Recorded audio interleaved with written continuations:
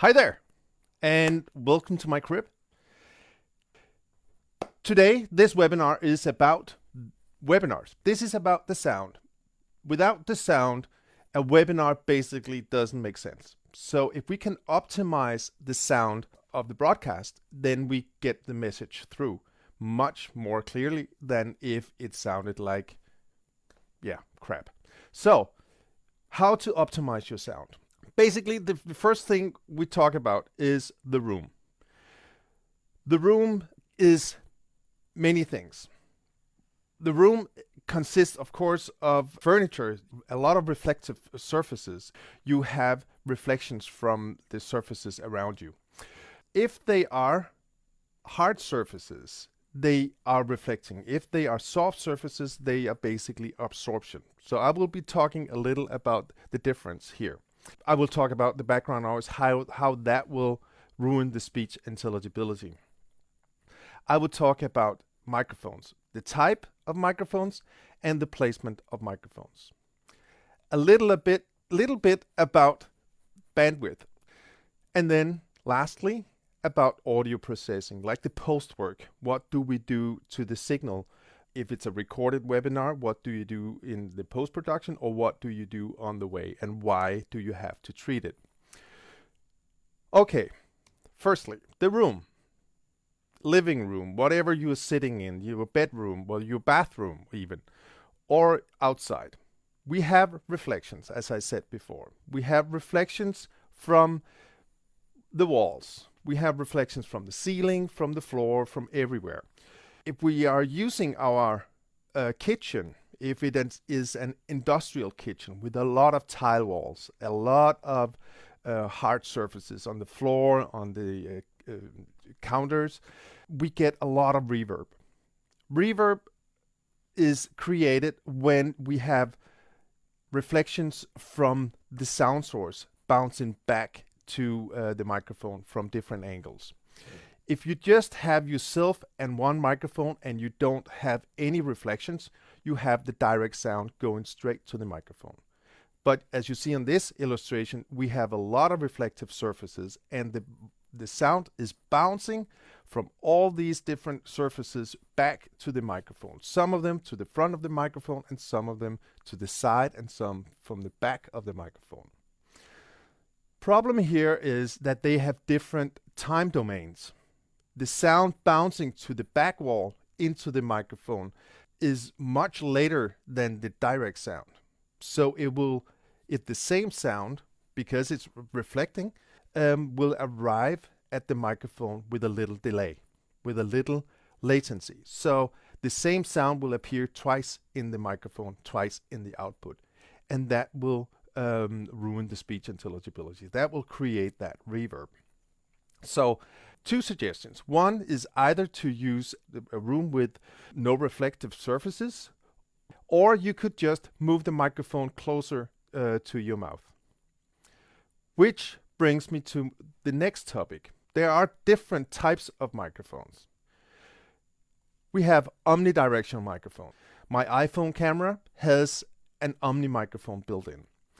And if I use that, now that is about 1 meter away, and if I talk into that microphone there, it should sound, I can't hear it, but I am assuming that it sounds a little worse, a little diffuse, or not so many reflections, because we're in my studio and I don't have any reflections, but still at a distance to me, as opposed to this one here, my headset, very close to the sound source.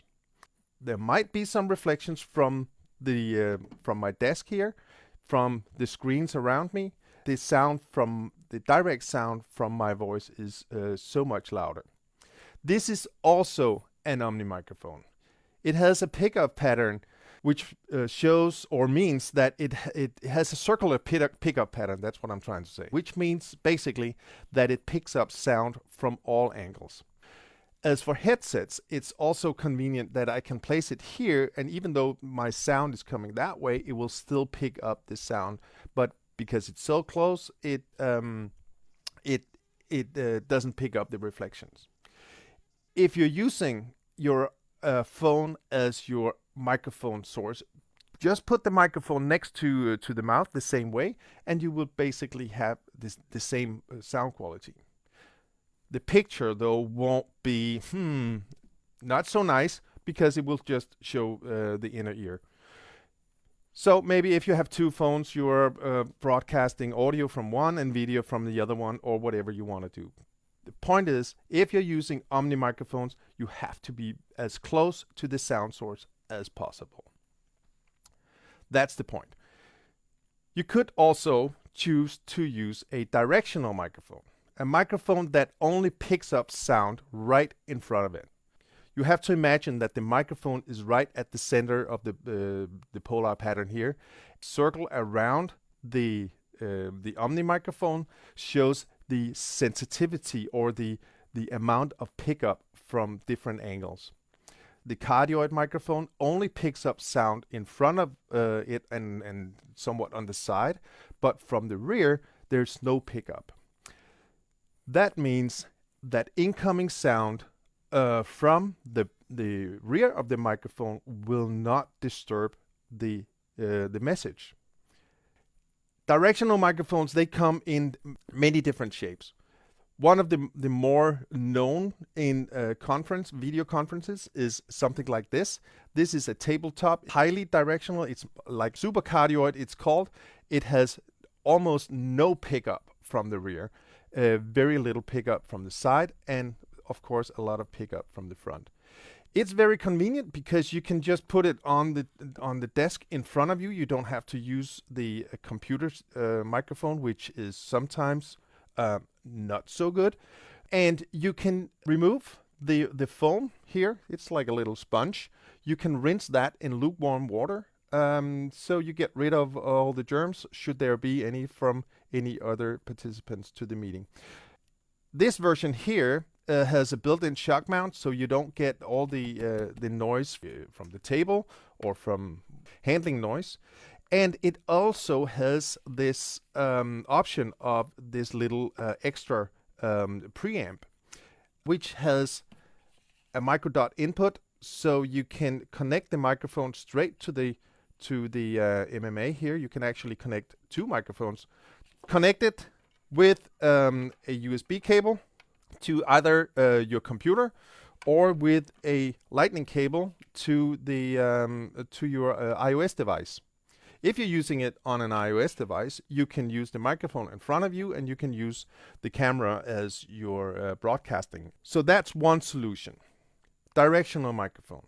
If you want to use the same setup here with the same preamp, but you want to do the same as me, you use a headset, and you can add the little foam, the little windscreen to it as well. It's easy to rinse. You can even have several of these, and then you can each person can have his own windscreen.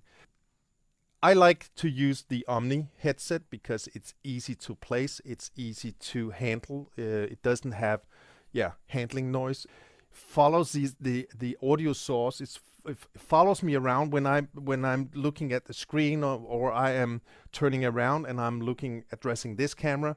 The audio is the same no matter which camera I'm addressing. So I like to use headset. It's a lot easier for me, but I totally understand if you want to use podium microphones.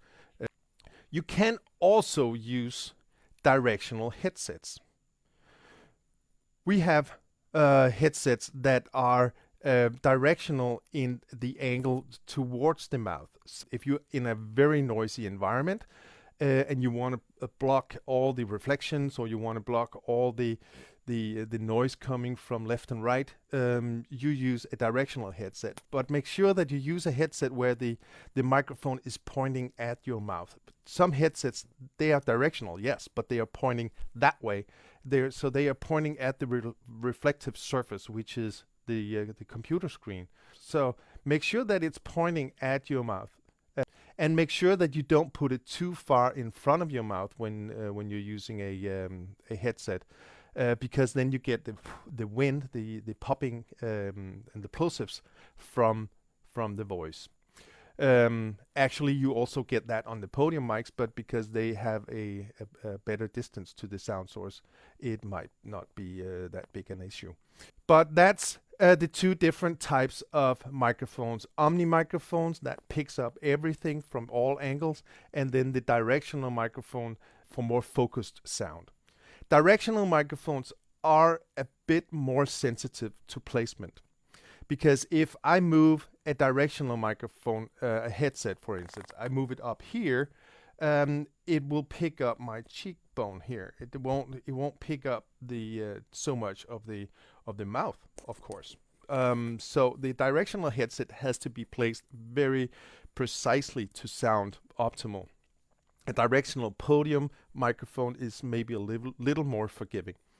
The Omni microphone, as you heard, I can move it. I have a much larger tolerance around the sound field. Of course, the level will drop if I move the microphone back or up or down. If I hide it underneath a scarf or inside my beard, I would have noise from the scarf or noise from the beard. But if you use one of the professional headsets, like this is our new 6066 headset, it's very, very stable. And like you see on my face, it doesn't move around, so it feels very comfortable at the same time as being super stable. So basically, back to the microphone types, we have the handheld type, which could be something like this, like a vocal microphone. Vocal microphone is a directional. This one here is a directional microphone. It has built-in the pop filter. So you don't get the plosives that I was talking about before. And most people with a little practice, they can hold a vocal microphone. We see a lot of people holding it like here and thinking that that's very good, but actually it's now picking up a lot of noise or maybe creating some looping, some feedback.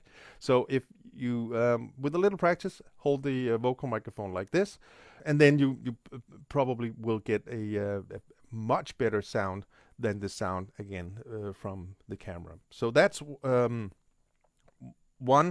another version. And the podium microphone I was talking about before. And then the lav mic. Lav mics are basically microphones that are placed here on the chest. But the lav mics could also be placed here on the forehead. This sound is great when you use professional lav mics, but this sound here is even better. Placing microphones up here or a boom mic or whatever up in this position really helps the speech intelligibility. But if you have camera on yourself, like in this scenario, I would recommend that you maybe place it here and then do some audio treatment. I will come back to that later because it looks nice.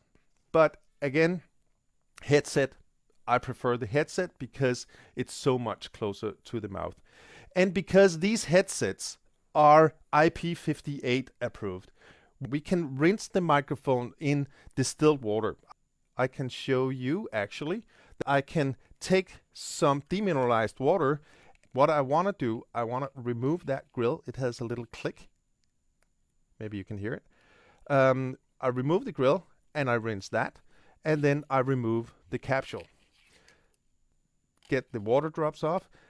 I pick out the grill and let it dry, and then it's as good as new. It works really well. If you are worried that you will pick up a headset that someone else has been wearing, then you don't have to worry because you can rinse it. Don't worry about it. You can even rinse the grill, the small grill that I put in here.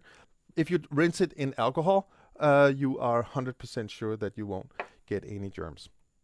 The lav mic also comes in a directional version. If you have background noise or you have many speakers, you could have a lav mic, directional lav mic here, pointing at the sound source, pointing at your mouth to avoid all these reflections or the background noise. So, lav mics in both directional and omni. And headsets, directional, as I said before, and omni. Moving on to what is the background noise. So someone else is making a lot of noise. It could even be an open window, open door or something, and you have traffic noise from the outside. Try to avoid that because that ruins the speech intelligibility. The air condition or loudspeakers even could be a problem. Often that is like feedback.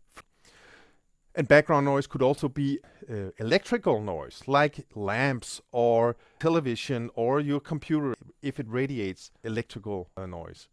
Make sure you use professional microphones because professional microphones, they have a good CMR, like common mode rejection, meaning that they reject all these noises. They reject the from the phone.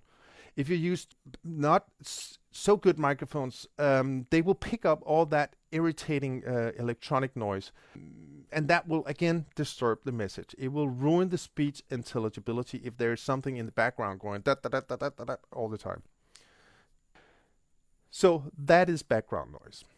Keep away from background noise. Make sure that you have as little disturbance as possible around you when you do the webinars. So noise is not only noise, it could also just be the wind. It could be wind in the trees around you. They could be very loud. It could be the sea behind you. That sound whoosh from the sea is a very irritating frequency because that is ruining the speech intelligibility. We are talking about the speech intelligibility where one of the most important frequency range is around between 2 and 4 kilohertz. And that sound from the sea or from a wet street behind you could ruin or will ruin the speech intelligibility. Make a little test recording before you go live and then listen to the and hear, is there something? Could be a squeaking floor, or it could be a squeaking door, or the next door neighbor that is making too much noise, and that will annoy the listeners. Bandwidth. If you have bad Wi-Fi, you get lacking. If the audio is lacking, if you have delay, if you have a sync problem between the video and the audio, that will also disturb the message. The receiver of the webinar, he will be focusing on other things like why is the mouth not in sync. So audio and video bandwidth is very important. Last thing I will talk about is the audio processing. Make sure that you have enough level. Levels, get the levels right. And if you have to, you can use some EQ. As I said earlier, the 3 kilohertz or the area between 2 and 4 kilohertz is very important for the speech intelligibility. So if that is lacking for whatever reason, you would have to compensate for the lack of 3 kilohertz and do that with an EQ. And use compression with respect for the listener, respect for the dynamics of the voice. Some broadcasting channels or software, they have a built-in compression. But most of these automated systems, they sound really, really bad. So I would avoid, I'm not using any compression here. Look, I'm using a fantastic microphone preamp here. So I'm not using any EQ, any compressions, anything. I'm as clean as I can get. I even wash my hands. So super clean. The last thing before we stop is don't use loud headphones. Avoid headphones with open headphones that will spill back the audio to the microphone. If you're using headsets, of course, and you have to listen to what you are saying, make sure that you have headphones that are as closed as possible. Open headphones and headsets and loud headphones can sometimes be a real disaster. Make sure that your computer speaker is also turned down really low, and make sure that you don't have multiple sound sources like speakers from all around you. That was my 30 minutes of fame.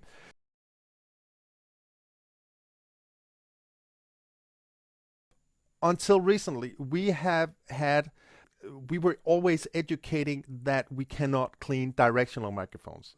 4088 directional, that's the headset that is pointing straight at your mouth. And yes, of course, the windscreen goes without saying, you can rinse that. But we also now learned that you can rinse the microphone itself. Don't use alcohol to rinse, that is, but use demineralized water. And you can clean both directional mics and omnidirectional mics. You can even clean the podium mics because water will not get into the electronics behind the capsule. So this one here is what Peter is talking about. This is the instrument mic, and you see it is exactly the same shotgun as I was showing here on the podium mic. Basically, they have the same sound, they have the same pickup pattern, but they don't have exactly the same sensitivity. So if you're using the instrument mics here, make sure that you have enough gain, that you have a good preamp, that you can gain enough without adding too much noise to the system. Which sensitivity should I use? And I would use the one with the red ribbon. The other one with the yellow ribbon has only a 2 millivolt sensitivity, and you need to gain that even more. So thank you for watching. I hope you had a good time. Goodbye.